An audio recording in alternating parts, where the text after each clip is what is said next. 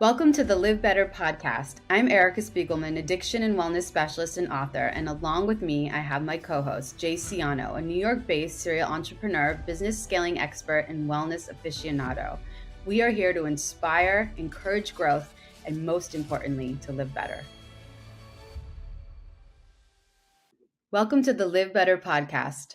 Our guest today, Jamie Pabst, founded Spiritune with the intention to better and utilize the physiological power of music to improve lives for the everyday person. When music is personalized and tuned in for health outcomes, it becomes a very effective auditory tool for deeper human needs such as stress reduction, emotional regulation, performance, and productivity. We're so excited to have Jamie join us and tell us more about her company, Spiritune. Welcome to the LivBtr podcast. I'm your host, Erica Spiegelman. And my co-host with the most, Jay Siano, hello, is with us. And we have on an incredible guest today who is teaching people how to live better and providing tools, Jamie Pabst. And welcome, Jamie, to the show. You founded Spiritune, which is your company. You're the CEO, right? Correct?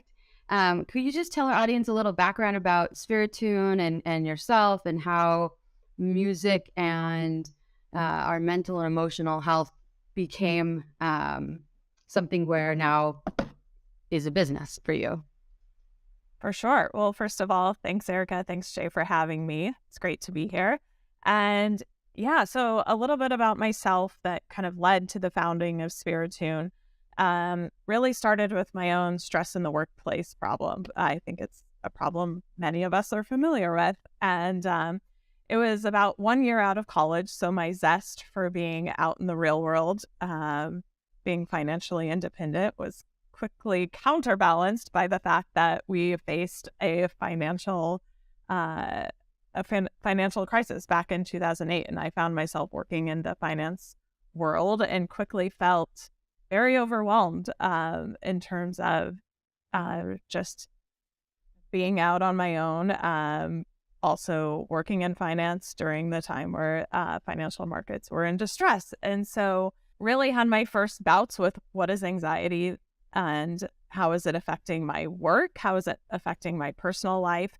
And felt like my usual things that I would turn to in terms of stress reduction weren't accessible when I had a lot of work to be done, meeting after meeting, or just, was sitting there at my desk kind of tapping my fingers and thinking, well, I can't go out for a run. I can't go see a therapist. So I guess I just have to suck it up and deal with it until my next meeting's over or the weekend hits or something like that.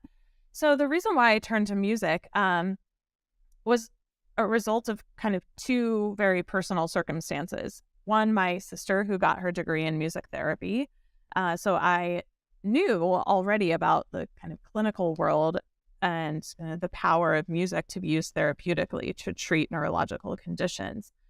And then secondly, my mother's, who suffered from severe hearing loss, she was a big reason why I have a tremendous value around our sense of sound and our ability to hear and what that means for our quality of life. So kind of these two personal circumstances deeply formed my value around sound, our ability to hear, and our the capacity for music to modulate our mood, emotion, and address everyday mental health issues. So flash forward, while I'm sitting here suffering from anxiety at work, I thought, I wonder if the world of music therapy could be applied into our digital devices so that while I'm trying to sift through all my playlists randomly to find, some relief, could we more reliably it be informing our music or creating music based on clinical underpinnings to help us with every day from mild to moderate mental health symptoms. And so that's really how I started the passion project of using music more therapeutically and more reliably, and I can get into later.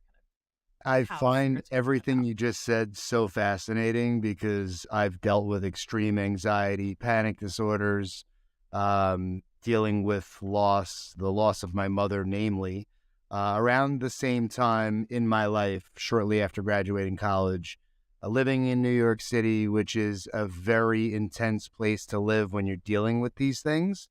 I turned more to alcohol than music. I was a DJ, so I was definitely doing a lot of music, but not for therapy. But and it's funny because once I discovered Jack Johnson, I literally started referring to him as musical Xanax for me. And now that I no longer drink, when you were talking about things that you would do when you were, experiencing anxiety in the workplace, the typical things you listed that you couldn't be doing in the workplace came to mind for me as well. But when you said music therapy, like, this is fascinating to me because I absolutely love music. I use it for my own therapy, but I didn't even know this was really a thing. Right. Yeah. I think there's so much in what you just said, Jay, that I could unpack right there. But yeah, most people intuitively use music as their therapy, right? Yeah. But the two words together, capital M, capital T, music therapy, is a very real world of in a clinical setting. A music therapist who is licensed to work individually with a patient to address a variety of different needs and neurological conditions can help somebody reliably through music, just as Jack Johnson helped you. Yes. And so, music therapy really just adds a little bit of scientific underpinning to help people when they're suffering. I was just curious, like, in terms of like the nervous system and how music. I mean, I'm sober myself 15 years, and I'm in that field as someone who does therapy with people in the recovery world, and how much music, obviously, well, not obviously, but it changed my life. It helped me get through those tough times, and really allowed me to birth like this healthy solitude that I found so important, and I still find so important, is my solitude, and it's one of my non-negotiables, is to have a certain amount of time to myself. And I will say 95% of that time, music is involved in that solitude, because it involves movement, usually walking, running, that kind of thing. But it really saved my soul too. But I was just thinking of the nervous system when you guys were talking, and how at least people in my clients who are in early recovery have had a lot of trauma, big traumas, little traumas, abuse, so many things that have gone on in their lives, that I hear them say, well, music helps me like calm down, or music will help me, feel less anxious, because their nervous system is kind of an overload, especially coming from a place where you're using your body. So I'm just curious, have you worked in that capacity with people, or can this be accessible to anybody no matter what they're going through?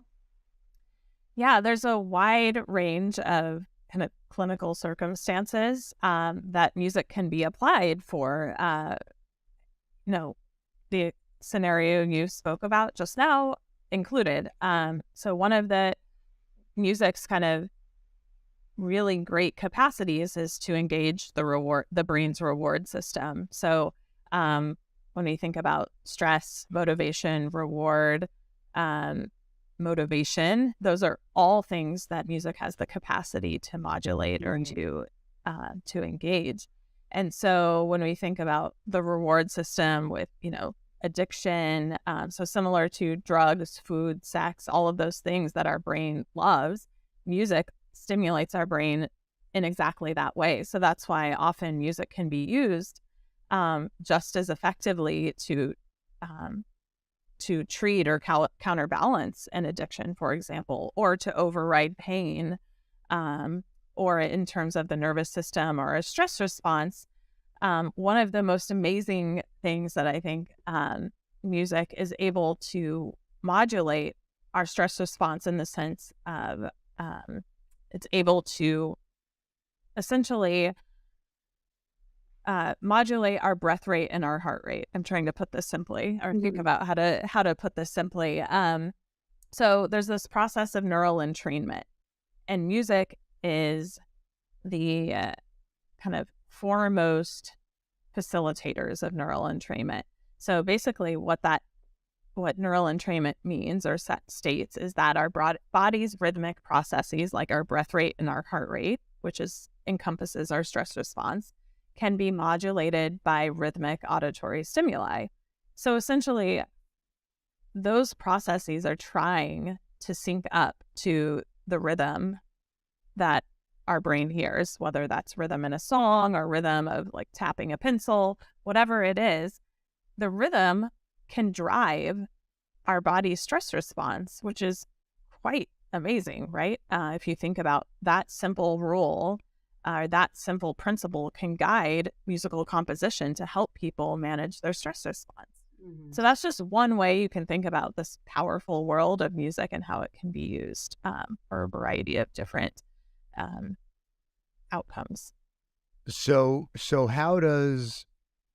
it's funny because you mentioned obviously a lot of things that we love that are quick dopamine fixes, essentially, right? So my whole life philosophy today is removing things that give me an easy access point to dopamine, to get them through natural things, right? To get a natural high through a cold plunge, to work out, to listen to music, to do all of these things that make me feel better naturally, and in some ways replace those old habits and behaviors.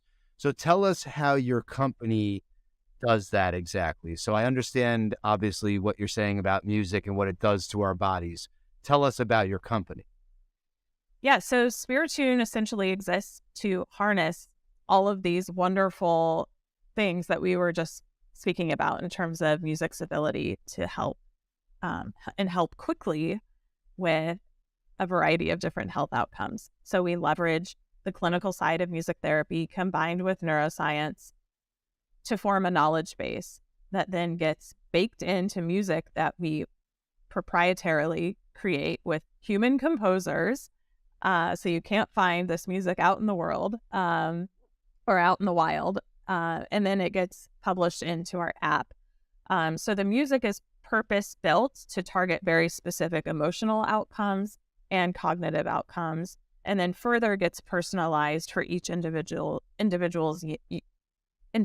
needs via our app design, which pegs music to your emotional state or the activity you're doing in your day to help in your moment at a variety of times throughout your day. So Jamie, I've been a fan of guided meditations, and there's a lot of apps out there, like, I want to mention all the names, but there's so many, right? But this is so unique and interesting, and so brilliant in so many ways, because I feel like, if one day I'm feeling a little down and I want, to kind of address feeling sad, then I guess there's something that it sounds like is specific to that. Or if I want to feel motivated and upbeat, right, we could kind of begin to customize, is what you're saying, our experience within the app. Yes. Yeah, absolutely. Yeah. And I think, the way to think about Spiritune and the world of therapeutic music versus meditation is that you can have very similar outcomes. However,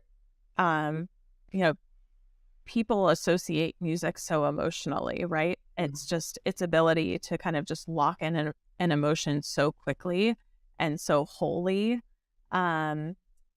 is really unique, to the capacity of music, in a sense that, people, while meditation is great, people often can struggle with, figuring out is it working for them? Does it work quickly? Am I doing it right? And not to negate it, but it's just something that, two different disciplines that can offer a very similar outcome.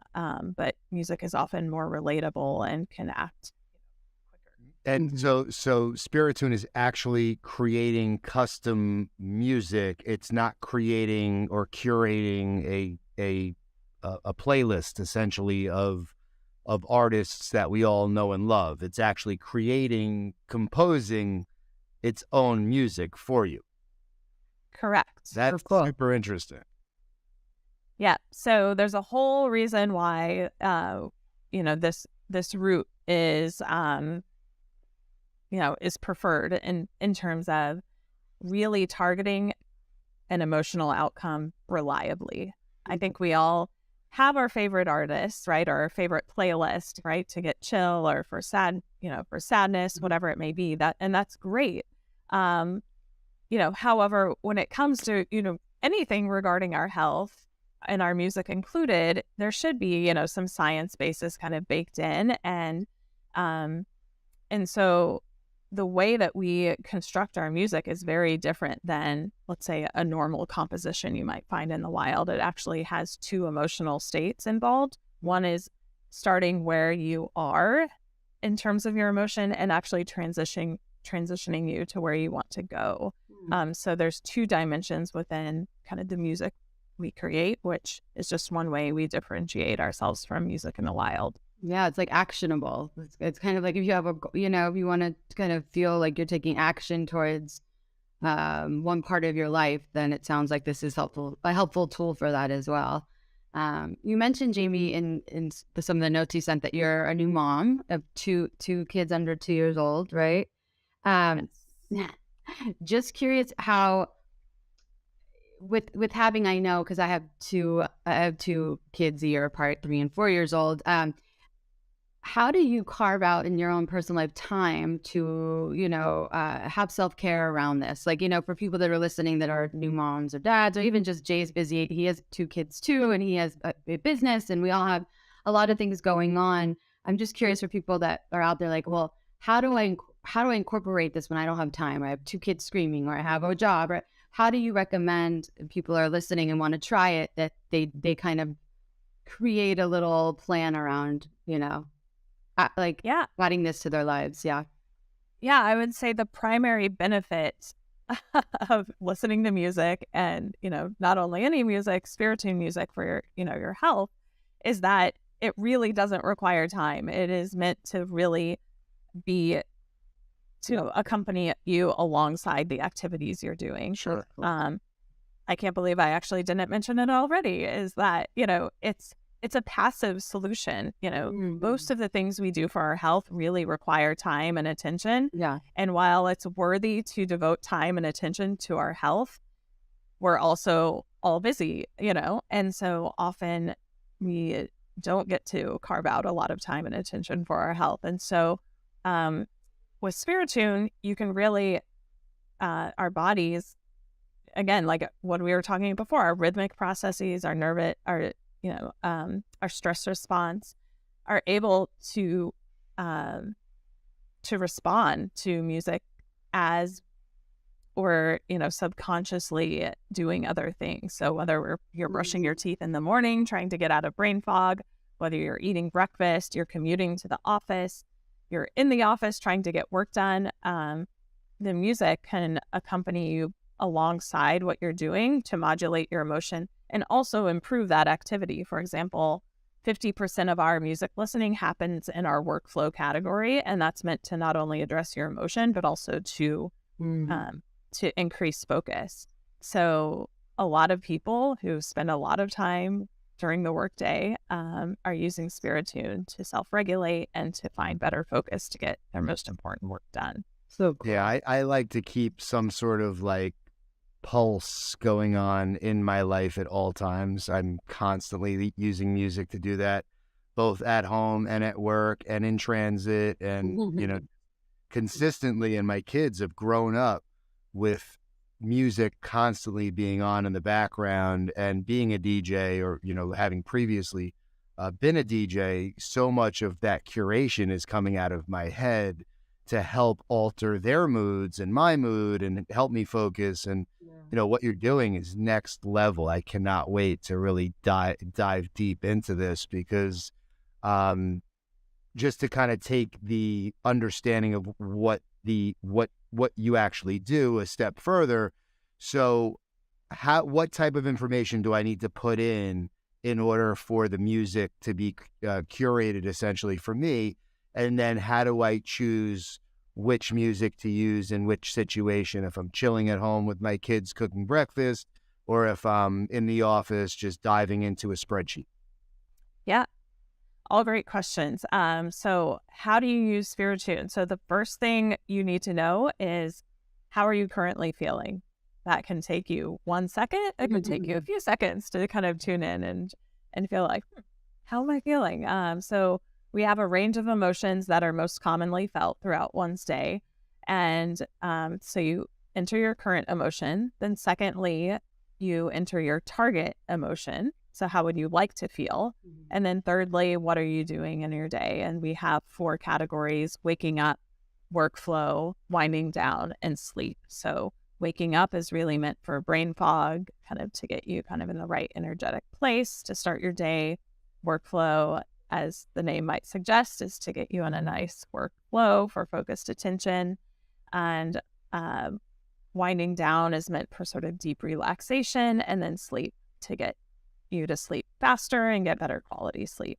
So we really have a 24/7 approach to audio, and you can use it for yourself. And we have many people that use it with their families, as you mentioned, getting ready in the morning or after work, kind of winding down, getting into an evening sort of relaxed state together is an awesome way to use Spiritune.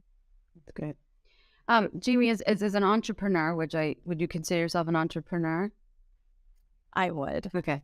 So just to make sure, but as an entrepreneur and just, pushing yourself to live better, which is what our show's about, and obviously choosing a path that really resonates with you, brings you joy, and, lets you be creative, which is what I'm feeling from you in all of this, it sounds like it was a switch in a direction or a leap of faith or whatever it was for you to change from being in one, career and then starting your own company. Can you just tell everybody kind of your journey, and how, what lessons you've learned or how it's been for you? And if anyone wants to also take those steps, any words of advice? Yeah, it's tough because everyone's set of circumstances are so unique. But I will say that one, always, or I should better put, never ignore your curiosities. That thing that's kind of itching in the back of your head, that keeps kind of pulling you in some direction. Don't ignore it. It may not be, hey, I'm going to quit my job and scratch this itch, but it might be, hey, I'm on the weekend going to explore that curiosity, right? Your body's pretty smart and intuitive. And so I think that, the more you can explore your curiosities, the more it's leading you towards a path you may not really understand quite yet. So always explore your curiosities.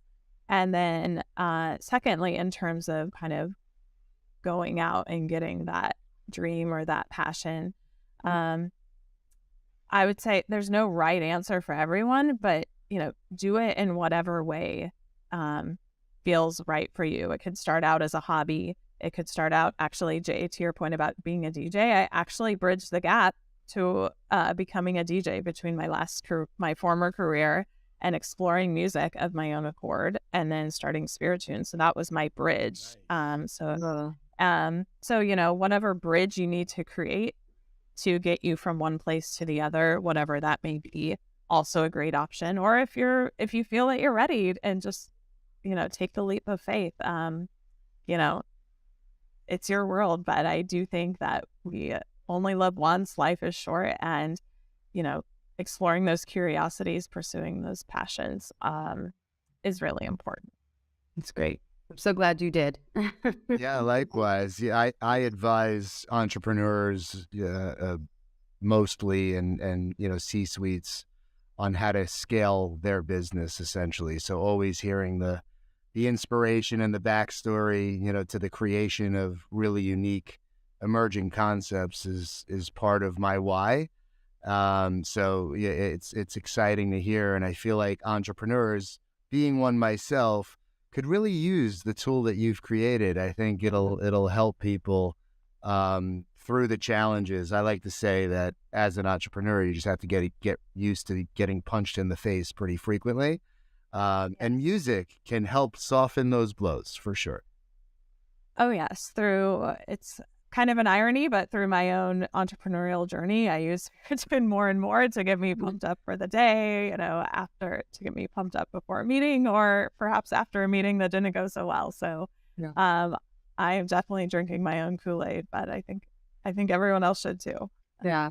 It's so interesting. I was sitting with my kids, and like I put on, now they're finally at the age to watch a movie, and that like Paramount, like it was one of the very typical, like, beginning of a movie, music came on, and it reminded me of my own childhood of like when The Wizard of Oz came on or something, Annie came on, and I just, like, this wave of emotion came up that they're now like, listen, it just, how music impacts us so deeply and on so many levels we're not even aware of. There's so much subconscious memory association and deep rooted feelings around music. And I feel like it's just an amazing tool to introduce to people that may not be as affected by music. Like, I've always been someone that has, but I have my best friend literally is not a music person. And I always look at her and I'm like, how are we even bred? Like, but she just hasn't maybe been introduced to music in a certain way. I mean, or just, we all, I guess,